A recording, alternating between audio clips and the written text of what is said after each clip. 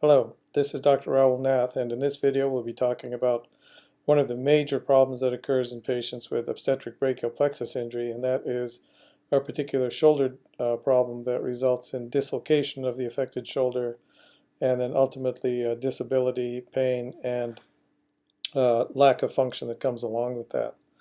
So this is a three-dimensional CT showing what the problem is. That scapula or shoulder blade is elevated on the affected side. You can see it's much higher than the clavicle or collarbone.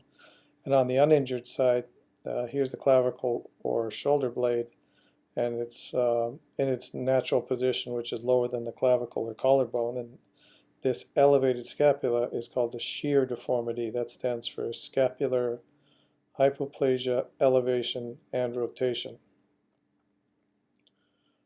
Now, one of the main differences between brachial plexus injury that occurs in the newborn at the time of birth, which is the obstetric plexus injury, versus a traumatic plexus injury, which is one that happens typically in adults through, as we said previously, motor vehicle accidents or other types of trauma, is that there's probably a lower energy which results in the injury in the obstetric population versus the high energy, a motorcycle running into a tree, a car running into another car, a fall off a high elevation at work, for instance.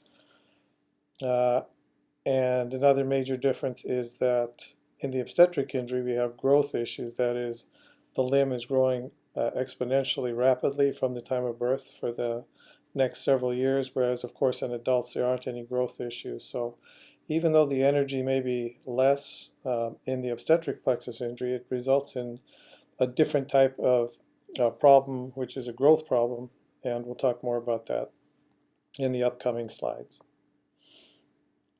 So at the time of birth, obviously, we look at a typical infant growth chart. The growth of the limb as well as the body is exponentially fast. So that's when this injury occurs. And the other thing is that typically it's the upper part of the brachial plexus, the C5, the C6 nerve roots, versus the lower part, which gets injured more severely. So what you have is an asymmetric injury. That is, at a time that growth is very rapid, half of the nerves or the upper part of the brachial plexus is more severely injured typically than the lower part, and therefore that leads to a change in development where some of your muscles are growing normally or close to normally and the other ones have stopped growing while the nerves recover on their own. That may be several weeks or several months. It just depends on the injury. Ultimately, you end up with muscle imbalances so that the big muscles under the shoulder become more strong, they become shortened, they become scarred, and then those are resulting in what's called contractures.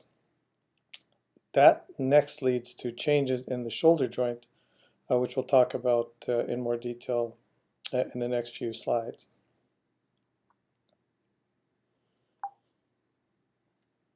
So what does that look like? You can see this child has had nerve grafting as an infant. As you can see, that still leaves her with a shoulder deformity, a pretty major shoulder deformity, where this right arm is shortened and it's turned inward. That's a typical sign of a dislocated shoulder right there, compared to the uninjured side, which is straight up and down or vertical. When the child tries to get the hand behind the head, the elbow ends up pointing straight forward. And when she tries to lift it up, we can see that the arm can't be extended and in fact continues to rotate internally. This also points out that nerve grafting at the time of infancy really doesn't prevent these problems. In fact, it may have a negative effect to make those bony problems worse. The type of surgery that we do for this problem, this internal rotation of the shoulder, which is caused by the dislocation of the shoulder, is what's known as a triangle tilt surgery. So here's that same child. Before the triangle tilt surgery, here she is after with the arm longer, straighter, and in a more natural position. Here she is with that very abnormal elevation profile where the elbow goes up instead of down. And so the left side is before the triangle tilt surgery and the right side is after that surgery. the contracture formation that we talked about of the big muscles under the shoulder typically affects these muscles, the latissimus dorsi, the teres major, the subscapularis, the pectoralis major.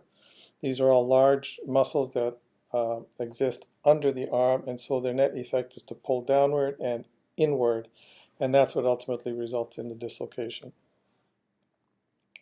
The other thing that those tight muscles do is to prevent overhead movement. As we can see in this child, it's a really typical posture. Not only is the arm turned inward, but that's as high as the child can lift.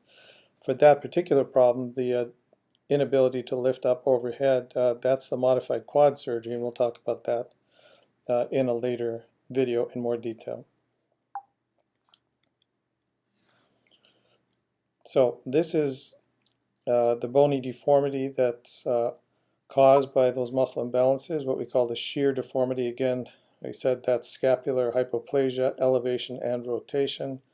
This is a relatively mild shear deformity where there's a little elevation of the scapula compared to the uninjured side. That becomes worse over time or with a more severe injury, and ultimately it can get so high that most of the scapula is above the clavicle. And in the patient, what that looks like is this typical resting internal rotation posture where the arm is bent inward like an L, and the child or the adult has difficulty rotating the shoulder outward. If we look at that same dislocation in a 2D slide, that is a slice through both the shoulders, then this is what we can see. In the normal shoulder, the uninjured side, there's the arm, the upper arm, sitting in the shoulder joint, like a nice straight line, like an ice cream cone. And on the injured side, we see a couple of things. One is that the arm is not in line with the scapula. Number two, we see that the back part or the posterior part of the scapula is worn away or ground away. It's not a straight line anymore, it's an angle.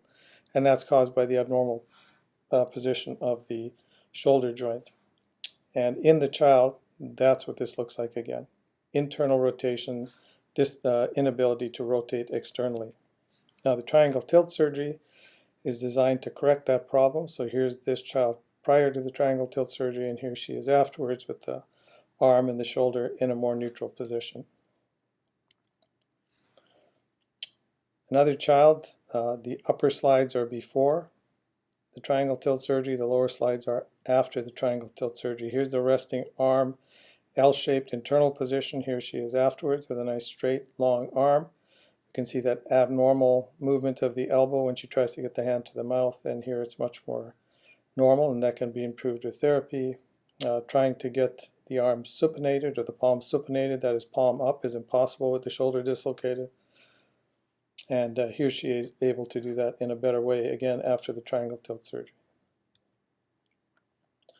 Now, if we look at the CT scans that we looked at previously in the child where we showed the uninjured side is lined up with the scapula, and here on this side it's out the back or not lined up. Now that's before triangle tilt surgery. A year after triangle tilt surgery in the same patient, we can see that the arm is now again lined up in the shoulder joint, and not only that, but the shoulder joint doesn't have that angulation or less of it, and is starting to normalize to be similar to the uninjured side. So again, the triangle tilt surgery not only improves the external anatomy, but the internal anatomy as well. And here's another example of a child prior to surgery. This is with the dislocated shoulder, and after the triangle tilt surgery, we have normalization of function and length, and also the anatomy of the affected extremity. The triangle tilt surgery has been shown with studies to be significantly important in improving the quality of life of children who have a shoulder dislocation. So the triangle tilt improves all these different parameters in quality of life to a statistically significant standard. We have several peer-reviewed papers in the scientific literature that show that improvement in function after the modified quad surgery and the triangle tilt surgery results in better function. There's also improvement in the anatomy of the shoulder joint. There's improvement in hand function after modified quad surgery. There's improvement in function of the arm even if it's had previous surgery at an outside hospital, we can still improve it with the triangle tilt surgery. And again, as we showed, there's improvement in quality of life after the modified quad and triangle tilt surgery. So that's a run through of the triangle tilt surgery and how it helps the external and internal anatomy of the affected arm, as well as improving function and quality of life. Thank you.